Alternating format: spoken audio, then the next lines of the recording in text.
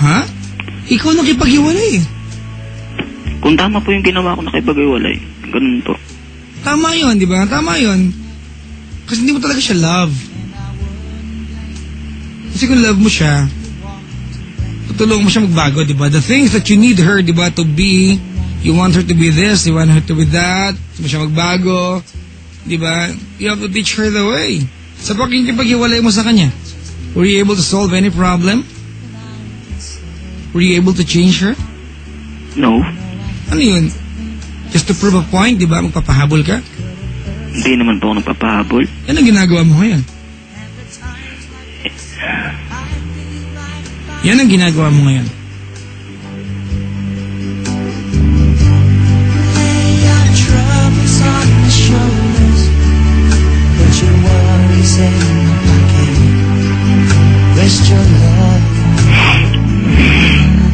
What's her name?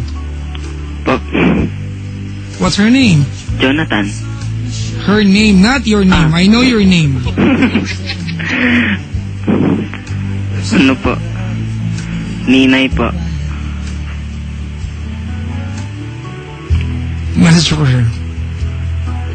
Message ko po. Yep.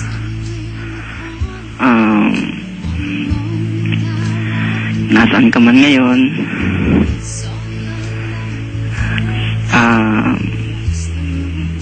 Pasensya na kung pinilit kong maging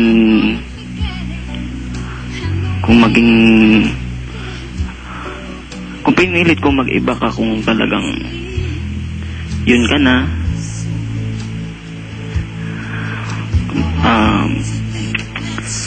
Siguro mas mabuti na rin na ganito pa, kaysa naman lagi tayo nag-aaway, kaysa naman nahihirapan ka pa, tsaka ako. Basta ingatan mo na lang sarili mo, tsaka good luck. Yun lang po.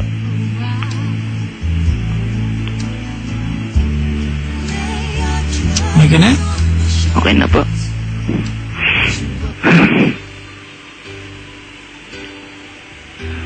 Oh, Jonathan nga na, I don't get the idea ng tawag na to. Alright? Opo. Hindi ko talaga makuha ng purpose mo. Diba? It's so easy for you to let her go. Nakinikli mo, pinangarap mo itong taong ito, inantay mo mawala ng boyfriend. When you had the chance to tell her na mahal mo siya, ginawa mo, and yet sinagot, diba? Sinagot ka niya. Diba? Opo. And then maybe you found out her real color, hindi mo pala kayang itolerate, ayaw mo na. Diba?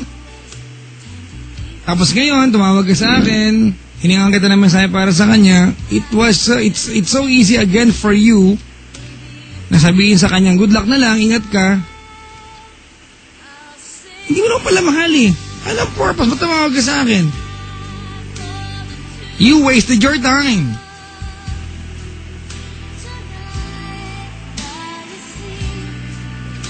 Hindi ko alam, feeling mo lang, goal mo lang siya, di ba? Na, mapapasagot ko to, kaya ko to. I'm the man, parang ganun eh. Di ko, nung nililigaw ko naman po siya, hindi ko naman po siya pinipilit. Of course, alam mo kung bakit di mo siya kailangan pilitin?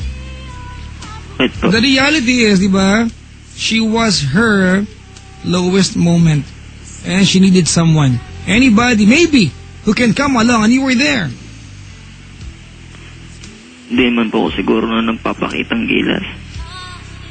Wala ka. Siguro nga po, yun lang po yung tingin ko nun.